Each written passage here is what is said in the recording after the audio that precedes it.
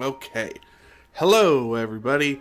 This is Zemanon, coach of the Detroit Solgaleo, bringing you our Week 7 matchup in the LDL EVO League. We are going up against Versus, who is 4-2, and the Gardevoir Guardians. So Versus has a really good team. He's out in Europe.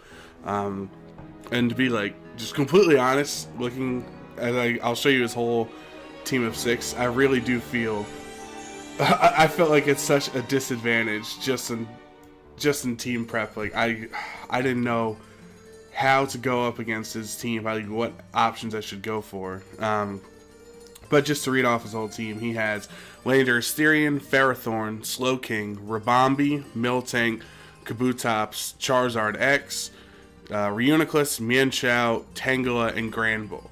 He could legitimately have brought all 11 of his Pokemon, so it was really hard for me to try to prep this week. Also, the fact that he has Landorus, Ferrothorn, and Charizard with three 4x weaknesses on his team, it's really hard to prep. Now, you would usually think that as a detriment or something, right? But it's really hard to prep against that because you can't have Hidden Power, Fire, Ice, and Rock all on the same Pokemon, right? So it was just an absolute nightmare trying to prep for his team. Some things, as you'll see, my team: Zeraora, Incineroar, Diancie, Machamp, Pelipper, and Swampert. I honestly was not prepared enough for the Tangela, which you're going to see is a huge problem. And then Slowking, I just really don't have a lot of good answers for. In general, Slowking is really the only reason I brought Zeraora this week, and I actually regret bringing Zeraora because it did not do really anything. I should have brought maybe Excelgor or Sylveon or something like that.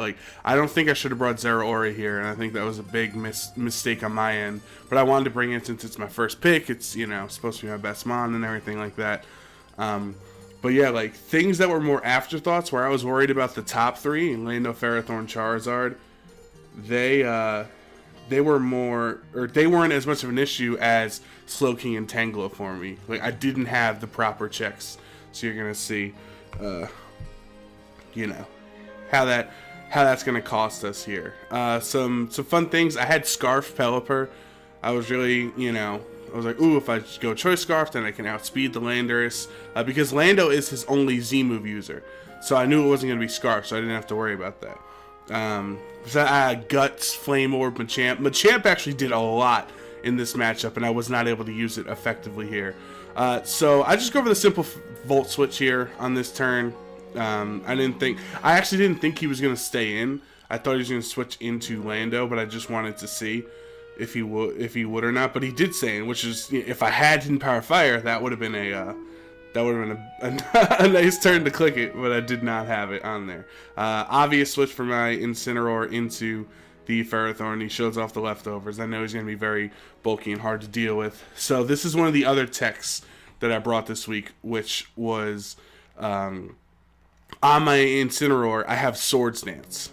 So, and I am actually able to get that set up right here. So I go from -1 to +1, which is huge, because at +1, it was like a 60% chance or something like that I could one-hit Landorus with no bulk if he was just full speed and attack. So I thought that would have been really a nice catch for him, but he does U-turn out into the Charizard. And now look how strong Flare Blitz is at +1 into a resisted Charizard. It does over 50%, or pretty much. So then, of course, he's going to Mega Evolve and gain some defense too. So I knew that it wasn't going to work. And then I messed up in my calcs. So when I was calcing against Lando, I had to put my attack at +2 because of Intimidate, right? And then I messed up because when I was then calcing against Charizard, it said a knockoff would knock out because it was +2. But I was only at +1 because I totally forgot to change that cap. So this completely changes my play. I should have switched into Pelipper or, done anything really. It was a huge mistake on my end by miscalculating that. And I activate, or it shows off my Shukaberry, which was really nice here. I go for the taunt also because Flare Blitz and Knockoff aren't going to be doing anything. So I can taunt him so he can stop roosting at least, and he's not going to recover a lot because I hope to get Stealth Rocks up, and I don't want him to be at full HP. I want him to be really low if he has to switch back in and Stealth Rocks are up, so you can take that 25%. But I do switch in the Pelipper here because I was expecting Earthquake. That's exactly what he goes for. Now, he has just like free switch-ins into Slowking whenever he wants, and that really sucks on my end. Like, I have absolutely no play for the Slowking. I have Scald, Hurricane doesn't do a lot, and then Ice Beam. Like, so I just don't have an answer. My only answer is the Zeraora. And then Machamp also with a knockoff. So Guts boosted knockoff one-shots most Slowkings depending on their bulk, which is exactly what I'm going for here. So he goes to the Toxic, it avoids. It actually really doesn't matter because I'm Guts anyway. So I was looking to get status. As you see, I have the Flame Orb. So that Toxic missing really does not matter at all. Now, I'm going to knock off on the Landers, and this shows my stupidity. I thought he was just sending in Lando to knock off so that I didn't get rid of an item. I did not even think he was Fly Z because I have so many ground weak Pokemon on my team. It's like, why would you even run, or why would you run anything that's not Tectonic Rage? Because it's so clearly effective against most of my team. But then when talking with Versus after the match, Machamp put in a lot of work against a lot of his team, so this makes perfect sense on his end, and I'm like, just so frustrated. I actually got like tilted at this point when he showed the Fly Z because I can't live Fly Z on Machamp. I could live any other attack from any of his other Pokemon that he had except for the one. And Machamp was so good against Ferrothorn, against Charizard, knockoff onto the Slowking, Ice Punch on Tangela. Like, oh my god, Machamp was so good in this matchup. And it's just over. And because I was so tilted, I brought in Swampert the turn after that rain ended. Like, I thought there was still one turn left, but I was still like just so frazzled from the Fly Z that I brought him in without any rain up. So another misplay, and they just start stacking up. I figured he wasn't going to keep Landorus in, but I was like, whatever, I'll just Waterfall. I could have Ice Punch, but it really wasn't going to do that much more in this situation. I switch in the Incineroar, who is pretty low and doesn't have a berry to recover any of this because we saw it was Shukaberry already earlier. So he is just going to Leech Seed here. And at this point, he's going to get another knockout at the end of the next turn. I didn't know if he was going to Protect or if he was going to switch out into something else. So I just went for the knockoff, I believe, because it didn't actually matter. And he does switch it out into the Landers, which makes sense. I couldn't come back in because Stealth Rocks were up, so there really was no point in me staying in or me trying to preserve the Incineroar. So at the end of this turn, this knockoff really not doing anything. I'm going to faint through passive damage from the Leech Seed. Tangela actually gets multiple KOs in this match, which is surprising. But I bring in the Pelipper. This is a turn I should have defogged. So I have defog on my Pelipper, and I knew he was switching the Slowking in. I just don't know why I didn't make the call, because I think I go for Ice Beam, which does literally nothing, and defog would have been much better in this situation, because you'll see later on his Tangela is gonna be able to knock out my Pelipper, where if I don't take the additional 25% from Stealth Rocks, I would be fine. So I have to switch out because I'm doing literally like a net 1 damage to the Slowking into my Zeraora, the one thing that can handle Slowking on his team, right? Oh, here's a Scald in the rain, and he gets the burn. And now I'm just actually furious. Like, I'm chucking things in real life. Like, I am furious that he gets the burn here, because on this turn, he's going to switch out into Ferrothorn. So I decided to close combat because I thought he was going to switch out. And I didn't think it was... Or not into Ferrothorn. He goes into the Tangrowth. Later on, he is going to go into that. But I have 1 turn left here. So he does switch out here, and I'm not sure why he switched into Ferrothorn, because I didn't have anything else. Maybe he didn't want me to knock off, which makes sense. But look how much a burned close combat does to the Ferrothorn. Like, you don't think that would have changed things? You know what I mean? Like, oh my god, I was furious when that burn happened. And then, so Ferrothorn gets another passive kill here because of the iron bars, but I would have went down to the burn anyway at the end of the turn. So I guess it was a smart change on his end to get the to make sure I didn't knock off the Tangela, because I would just get rid of so much of that Eviolite bulk. But now the Ferrothorn is in range, thanks to Superpower, to be knocked out. So we get 1 KO, which I guess is better than nothing. Statistically, it is better than nothing, but it really does not do much of a difference. And then here comes the Tangela, which I was just not prepared for at all in this matchup. I switch out into the Pelipper to reset up the Rain here, and I do not, or no, I don't switch out yet, sorry. You know, even how bulky my DNC is, Giga Drain still does like 45% to it, which is like ridiculous. How is Tangela so good? It's got 100 special attack. Like, oh my god, killing me. Like, it's just such a menace that I'm not ready for. Now, this is where I click my Z move here. When it switches in, I know I can live any attack he goes for. So I get the Stealth Rocks up, which is nice if he ever had to go back into Charizard, which he never will, because that thing is pretty much going down. But I will live this Waterfall. I was actually captain for Liquidation, and I still live the Waterfall anyway. Do not get flinched. And we go for the Twinkle Tackle, which would be a knockout. The Kabutops has, you know, you run just fully fast and everything. You're not going to try to be bulky on this Kabutops.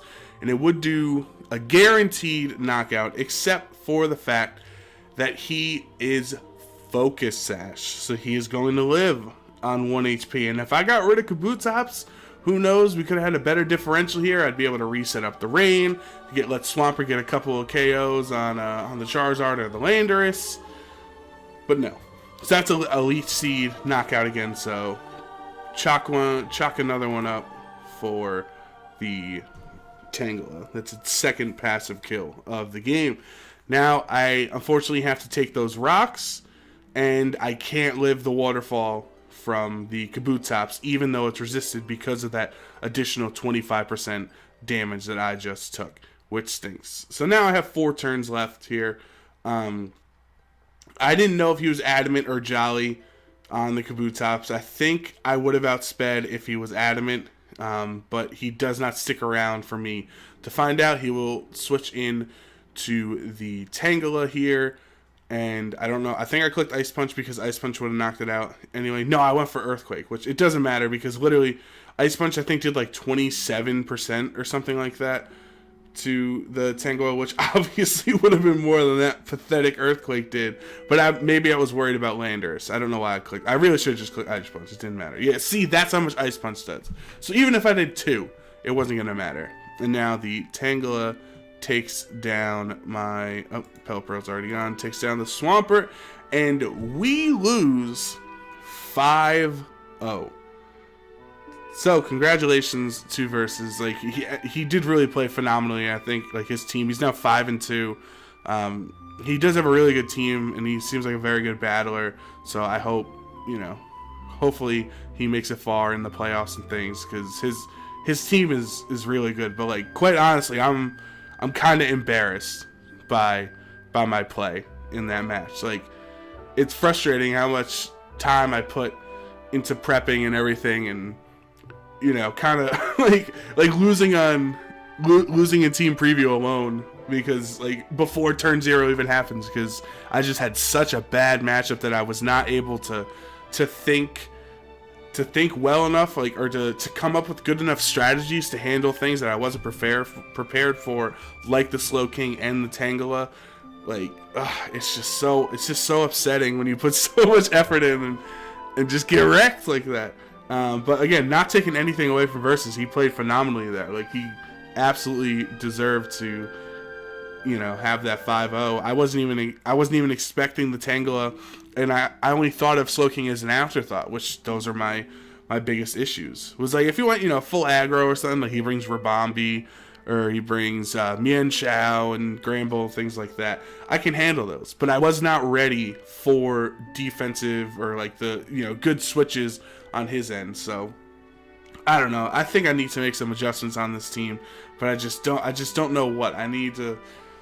I don't know how many people make the playoffs. So probably a good chunk of the league makes the playoffs. So I'd like to be a part of that half of the league that does become a playoff team. And right now, if I don't make some adjustments, I don't know what I could bring. Like I could have brought Excelgor. Excelgor would have been like boom instantly. Now I'm thinking about it right now. Excelgor would have been better than Zeraora. I would be able to hit both Slowking and Tangle super effectively, right, with the bug type attacks. But I don't know. I'm just frustrated at this loss because I'm not even mad that we lost. Going in, I thought we were going to. There would be a very good chance we would lose. I'm just upset by the differential and me not playing better around some of his obvious switches and things. But what are you gonna do? We are now 3-4 in the league. Going into week 8, we're going up against Amber and her team, so hopefully we can get a bounce back and get back to 500.